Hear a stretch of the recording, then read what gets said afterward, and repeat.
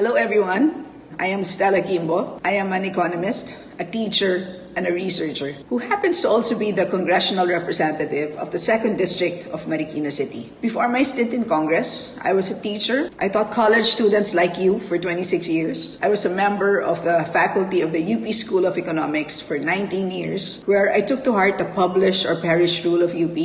So I did a lot of research as well. I never had any political ambitions. I was happy being a politician's wife and was almost completely insulated from politics except for managing the surveys of my husband. So I would say that I entered politics by accident. Many academics, particularly economists, find themselves getting appointed to the executive branch of government like NEDA, DBM, or the BSP, but definitely not getting elected to a government post. In fact, I did get appointed as commissioner of the Philippine Competition Commission in 2016. So for a while, I served in the executive. Up to 3 years ago, I thought politics was completely out of the question for me. In fact, I recall crying buckets for days when I realized I had to change my career path in a drastic way. But fast forward to today, I found Congress to be quite a compelling and fulfilling place to work. And today, I'll tell you why.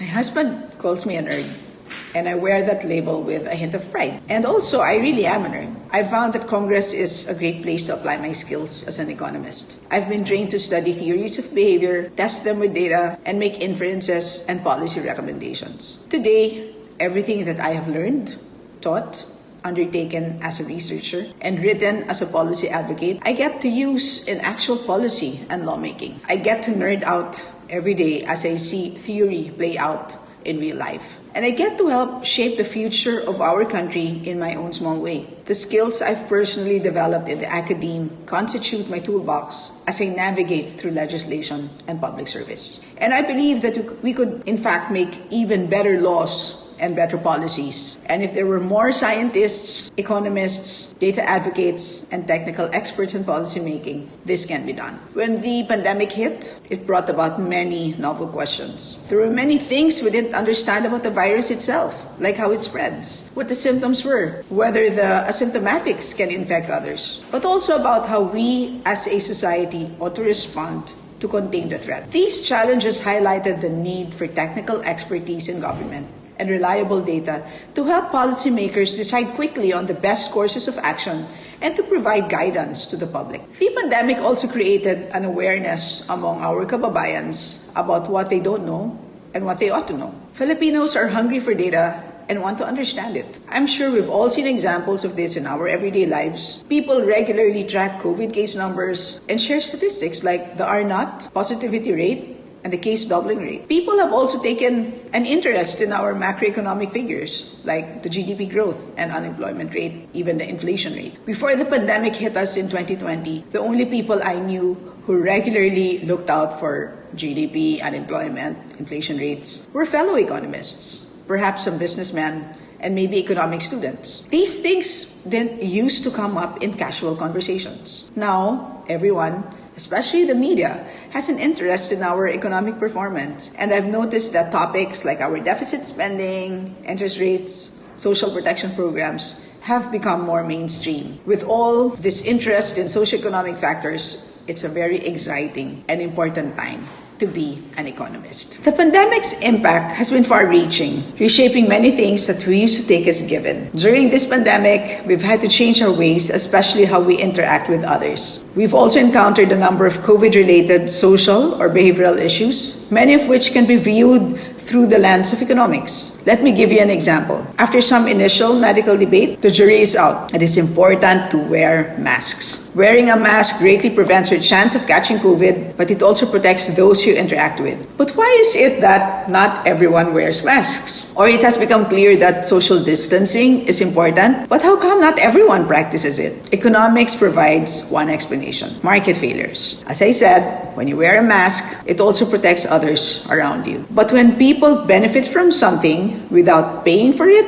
or shouldering the cost, this results in a classic market failure known as the free rider problem. When people know they can have a free ride, in the end, what needs to be done doesn't get done. One person can think he is safe without a mask because anyway, everyone else is wearing a mask. But if everyone thinks this way, then in the end, very few wear masks and no one is safe. Another oft-cited phenomenon is panic buying or hoarding of supplies. If you recall, this was a concern early into the pandemic when no one fully understood the implications of a widespread lockdown. Because of huge uncertainty, people may want to stock up on food supplies and other necessities like masks and alcohol, taking in more than what they need at the expense of others who need the supplies too. This is a behavior that a branch of economics known as game theory can explain. Even if I don't necessarily want to hoard, I have to recognize that what happens to me in the end depends on what everyone else does. If everyone else hoards, I'll be left with nothing. So in the end, I choose to hoard as well. Everyone thinks this way and looks out for their own until in the end, there is a big shortage in the market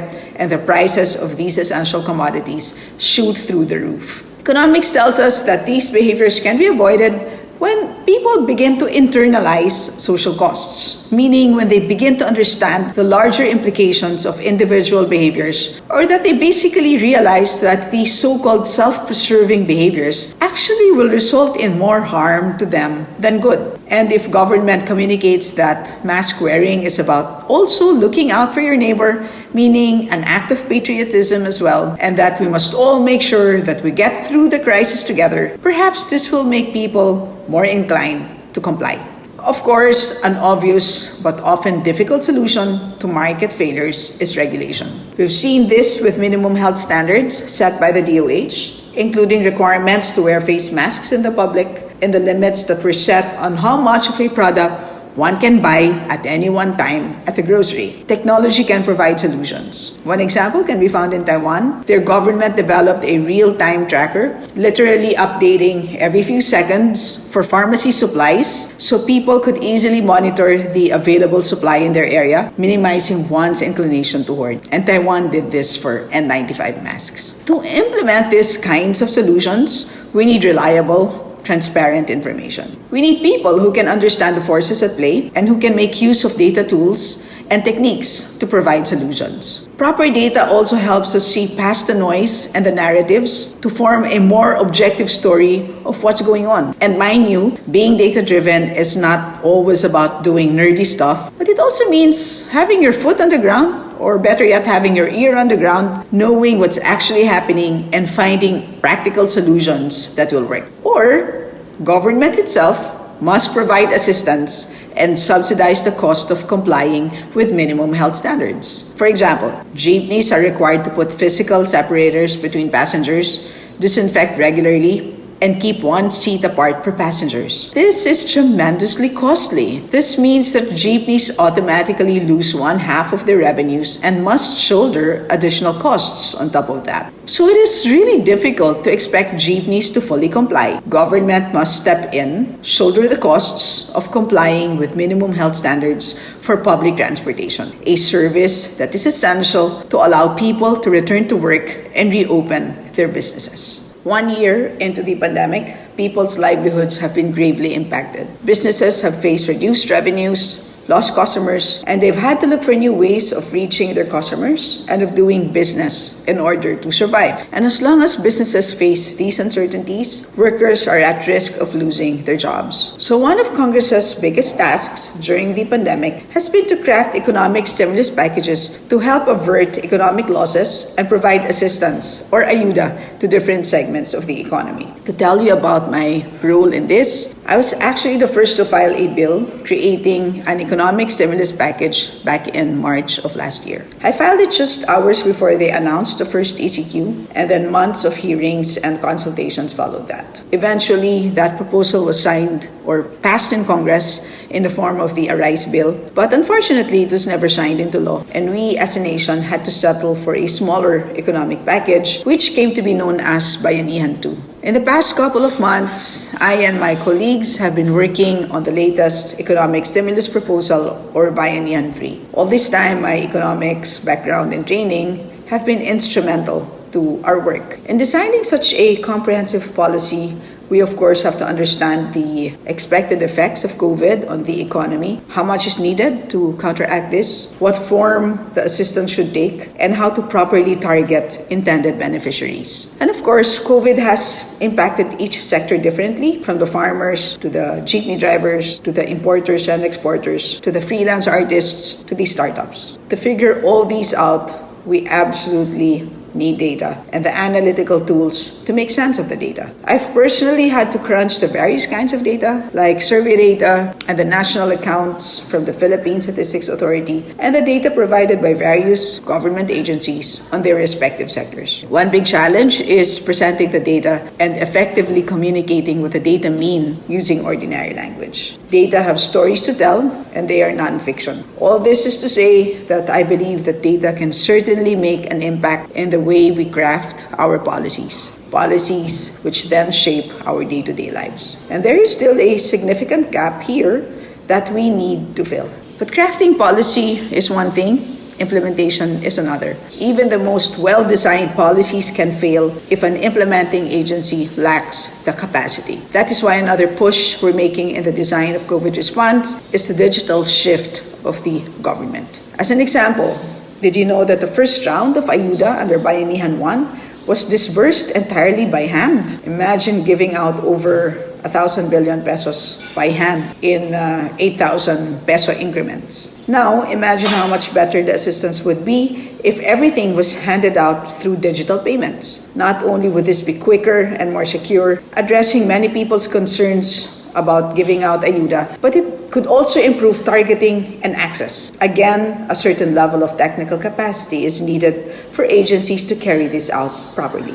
Another important aspect of the policy-making process is being able to monitor and assess a policy's impact. Of course, data analysis plays a part in this too, through proper logging of beneficiaries and the tracking of assistance distribution. And this falls squarely within Congress's mandate to perform oversight functions, so that too can be driven by science and data. Now, looking at the technical requirements of policymaking, I truly believe that COVID has raised the bar for governance in many ways. Looking across countries, we can see that the country's COVID story is largely shaped by the actions taken by its government, from the management of their health system and treating cases, to their economic performance, and now to the distribution of vaccines to resume economic activities. Our government still has quite a way to go.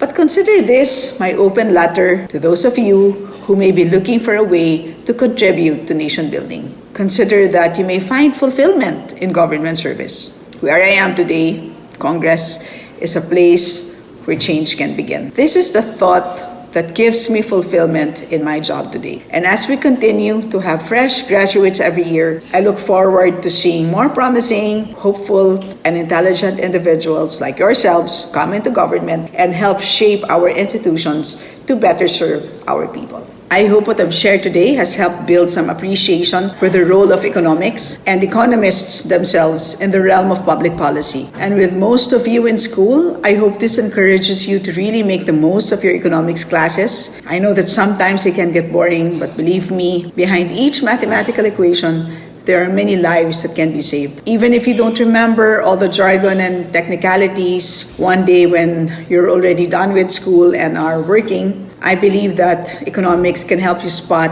and analyze the policy questions in your own environments. Economics can help you think about the market forces and market failures that shape our daily lives and how governments can go about addressing them as effectively as possible. I must admit that actual policy work can be much more complex and exciting than what you see in the four walls of the classrooms. Sometimes theories are not sufficient, which is also why academics are sometimes called out for being armchair experts. In policy, we deal with situations that are grounded in reality. Let's take the recent issue of high pork prices as an example. The classic story with perfect markets, which all undergrad economics students learned, tells us that high prices can be explained by the sharp decline in the supply of pork caused by the recent African swine fever outbreak. Hence, to address this, we simply need policies that will increase supply, such as encouraging imports through lower tariffs, and that is indeed what government did. But in real life, no market is perfect. What happens if importers simply take advantage of the low costs but continue to sell high? Worse, what if they're colluding to keep prices artificially high regardless of supply and demand. And what about equity considerations? How do we develop our local production, which has been battered by ASF, in order to uplift local hog raisers? These are the kinds of questions we must consider in crafting policy. Sometimes it can be complicated, but these are also the reasons for why it can also be very exciting. And I assure you that economics equips us to better understand the incentives driving each agent's behavior so we can hopefully arrive at a clearer picture and a more holistic solution. Though I remain very optimistic, I admit that it may still take a while until we see a significant change in the technical expertise of government. But something that we can all practice today is to help drive change by holding government officials accountable for their performance. In fact, it is our duty to do so. You guys know social media better than I ever will. I hope you all continue to stay engaged, speak out on issues, or even just read up and continue to be informed with the latest news and information. After all, it's very easy to access credible information nowadays. Uninformed electorate punishes misdeeds of elected officials. I promise you that we hear you when you speak out. Engaging your elected officials and casting informed votes really does help keep politicians in check. You yourselves can redefine governance and public policy by simply knowing the data and telling the right stories about it. With that, let's work towards better technical governance and improved public policy. Thank you, everyone, and enjoy the rest of the conference.